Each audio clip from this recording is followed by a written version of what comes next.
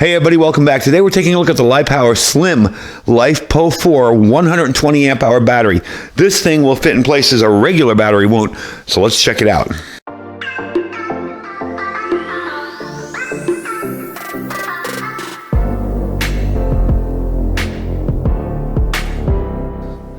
All right, folks, welcome back. So the reason I am showing you this battery today is for a couple of reasons. First of all, the fact that its form factor is rather unique.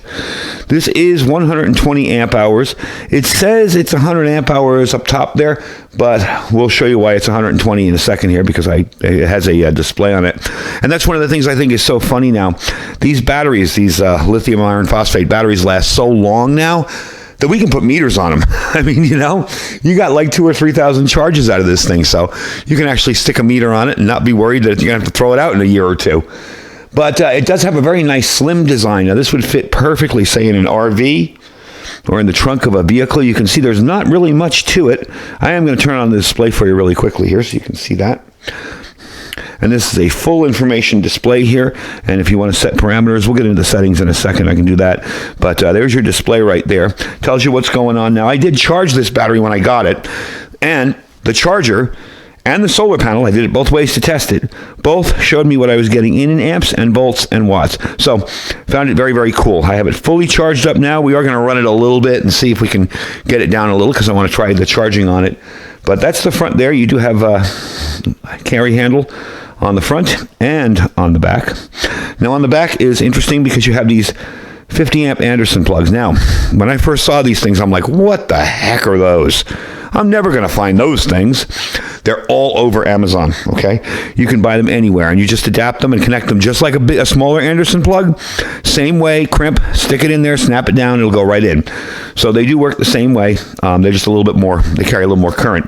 On the back here, you will, of course, have your normal cigarette lighter plug. And you'll have your PD connector and your QC3 USB connector. That can be turned on or off, depending. I'm going to just leave it on.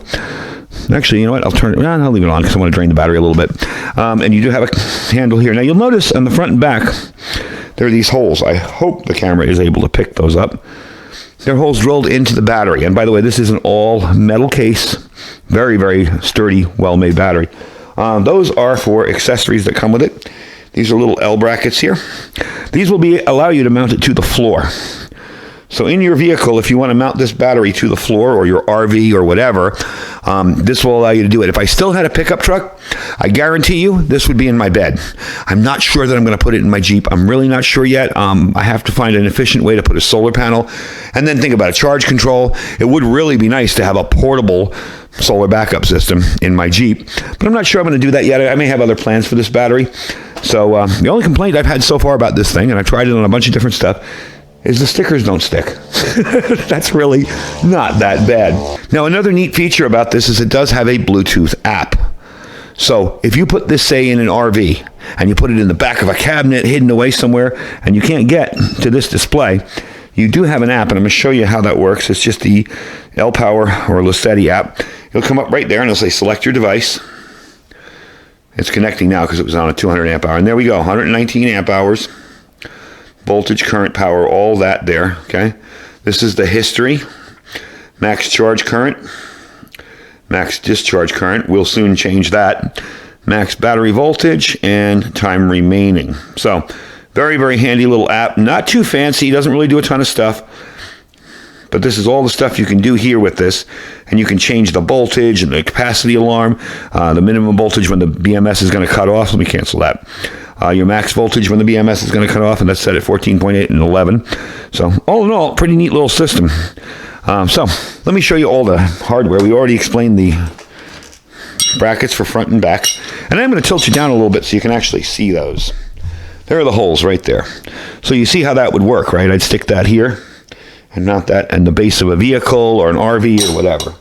You will be getting these little plugs for the back. For the Anderson connectors, you can stick this around in there so you don't lose these. I haven't put them on yet because we're going to be demoing this, but it's a nice way to kind of keep it safe. You will be getting the caps here and extra screws. The screws will be to screw it into the ground. You get your caps for your top up here. And by the way, these are very well bolted in here. I'm going to move you in a little bit so you can look at it. Very, very sturdy connection up top here. And you will get these little lugs here. These come on there. I'm contemplating trying an inverter on this. Just by connecting it there, it should work. But we're just going to see if we can get it to work. So all in all, nice little system. So this will support 4 of these connected together, okay? You will be able to put 4 of these connected together, okay? They are available in different battery sizes. So if you're interested, say, in a larger battery size, they go all the way up to 200 amp hours in this form factor. It might be a little bit bigger, but it's still a slim form factor of them. There's the 120, the 150, and the 200 amp hour energy storage system. One of the nice things about the lithium iron phosphate is they're a little bit lighter. So because this is thin and light, it can go into a lot of places that other things can't. Now, it's obviously not going to work with that Lipower box that I have over on the other side of my room there. But it will work perfectly for any kind of installation that you want. Even an awesome little first home solar battery. I mean, I would feel comfortable setting this up somewhere in a garage, sticking a charge control between the two and a solar panel outside and having my own little first DC home system. Now again, you can connect an inverter to this. You can stick an inverter on there and you will be able to charge from that and run from that. So you can stick an inverter on there. I'm going to go see if I can pull out an inverter and we'll actually test it. But the first thing I want to do is get it hooked up over where I had my Lipower box, you know, the battery box I did a while back, and show you it charging up. But before we do that, we got to drain some power out of here. So I'm going to plug in some devices in here and see how it works. And we're also going to try the DC control box from Lipower. I'm going to show you that because I did a video separate on it. We're going to try that out too. So let's get it set up and ready to do that. All right, so we got a very rudimentary, hacked together kind of backup power system. I do have a 1200 watt inverter here, and I have it wired to the battery, of course, on top. And I'm going to put the monitor on here, although it's kind of hard to see the monitor from the distance we're at. So what I'm going to do is fire up this guy here. Now I have the inverter on. I'm going to put it on low because we don't want to blow things up. So right now it's showing that I'm drawing 39 amps, 526 watts. You can see on the mobile app here. And there you go. It's connecting right now. So let's let that get connected. And there you go. So we're getting about 524 watts at minus 40 amps. Battery's at 13.1 volts, 99%. So no issues there. And something I never noticed before I took this inverter out of service, it has a power level meter. So it shows you about how much power you're drawing off there. Let me get that monitor back on there. And let's connect the device here. That's what was wrong. It wasn't connected. So, doing pretty well so far. 118 amp hours. Here we are. So if you can't see the screen, you can see that there. And that's the time remaining. So you got about 3 minutes doing this kind of draw on this battery. 3 hours, I'm sorry. Not 3 minutes. So there you go. Nice live update running something that's a whole lot of draw. Now let's get the DC control box plugged in there and try that out.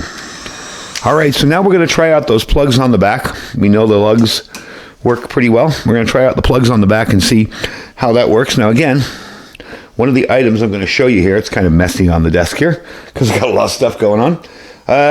We got the DC control box from Lipower, okay? And there's their 50 amp Anderson connector. We're going to plug that in here. Okay. I'm going to turn it on and test it. Make sure we're working. There you go. So you see how that works. That's very simple. You have your little 12-volt cigarette lighter plug, 2 USB 2s, 2 QC3Os, and 2 Type-Cs on this. This is very handy and immediately turns this into a DC power station. So if I wanted to, say, plug something into here, and have some more plugs, I can do that with this. So I'm going to plug some stuff in to get it charging up. First thing I'm going to try is this little mini cooler fridge thing, and then we're going to get everything else hooked up. So we did a little mix and match here. I got a couple things running off this. I got this running off here, and this is running. I don't know if you can see the green LED light on the back. I have it on cool, running directly off here now. Of course, the battery's turned around. We can't see what's going on. I can look here. So not even an amp we're drawing, minus 6.5 watts. Time remaining 253 hours. So we got a good long time here. There's our history. Okay. So you see it works pretty well. Now I don't have my O-light plugged in here. I have a little magnetic O-light charger. Pop that on there. I doubt it will make much of a difference in the draw. Yeah, 0.82. 12 watts. It did actually make a little bit of difference. So you see how well that works. And even without this, if I were to just plug stuff directly in here, that would work too. So what I like about this is it's not just a battery, but it's got a unique form factor, and it's also its own little power station in a nice metallic, well put together shell. So let's take this over to where my solar panel is. I have a 100-watt steel framed, glass solar panel out there. It's a permanent one, not one of those fold open ones. Now I am going to be running it without a charge control. I would suggest any battery that you're going to charge, unless it has an internal charge control. The Lipower power box does have an internal charge control. We're just doing this for a second, for a minute or two to see how it charges up. We're not doing this for long term. I would suggest with the battery management system in here, I would still add an extra layer of security and put a charge control in between. But for our uses today, we're going to plug the panel directly into one of these things, see how well it works. Let's take it over there. All right, so before we begin, I just wanted to let you know the panel is not in optimal position. I do have to move it around a little bit. It's literally on an angle like this, facing that way, and the sun is this way. So I wanted to show you what we're getting in. Let me show you on the app as well. Right now, not even 1 amp, 0.88 amps, 13.4 volts is the battery, and about 12 watts in. Again, not an optimal location at all. By the end of the day, this is a perfect place for it. And the sun sets and it comes right down on it. So at night, by nighttime, this thing's fully full. In an emergency, I'd probably move that panel around a little. So there you go. The app's showing charging. Time remaining is 2 hours because we're really not in optimal sunlight. It's only getting 12 watts off it. And there's all your information. So it does work without a charge control. I would suggest using one long term. You're doing it correctly. Put the charge control in there. Another layer of protection can't hurt.